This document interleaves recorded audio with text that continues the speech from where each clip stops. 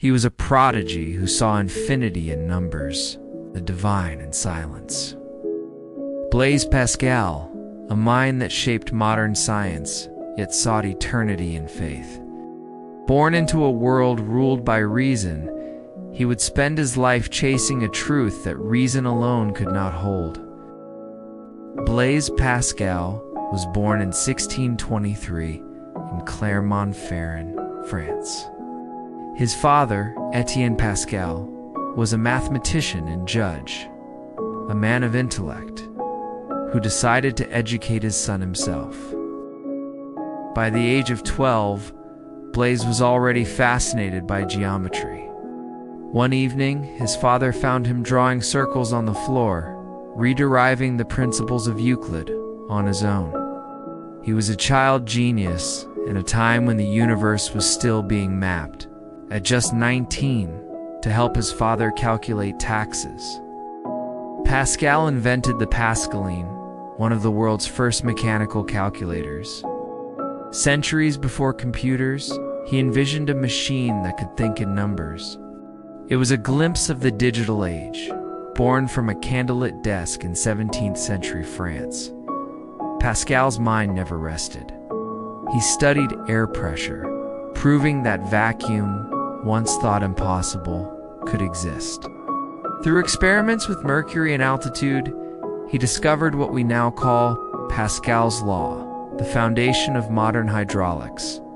For him, the natural world was a reflection of divine order. Each law of physics, a whisper of something greater.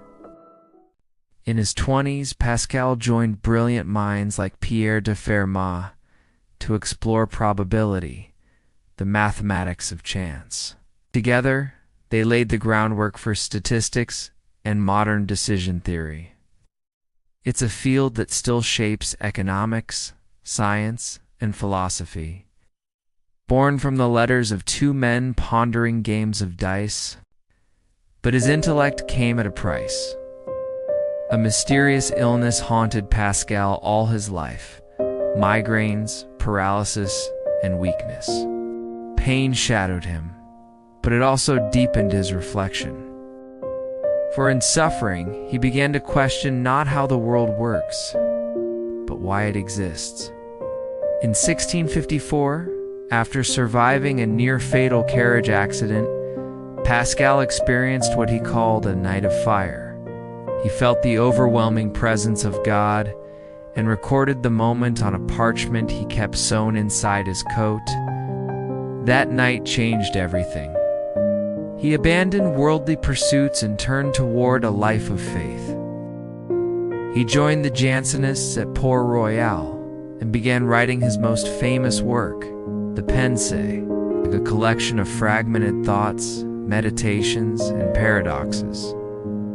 It was unfinished when he died, yet it became one of the greatest works of spiritual philosophy ever written. In the Pensées, Pascal wrote, "The heart has its reasons which reason does not know." It was his confession. That logic can reveal much, but never the essence of the human soul. And yet, logic never left him. It's here that Pascal offered one of the most famous ideas in philosophy, Pascal's wager. If you believe in God and He exists, you gain everything. If you do not believe and He exists, you lose everything. Reason alone, he argued, cannot settle the question of faith. So why not wager in favor of meaning, of hope, of eternity? The wager makes the abstract tangible, connecting his mathematics to his faith, showing how logic itself can lead us to humility. Pascal's genius spanned the infinite and the intimate. He measured the weight of air and the weight of faith. He taught us that science explains how the world works, but faith asks why it matters.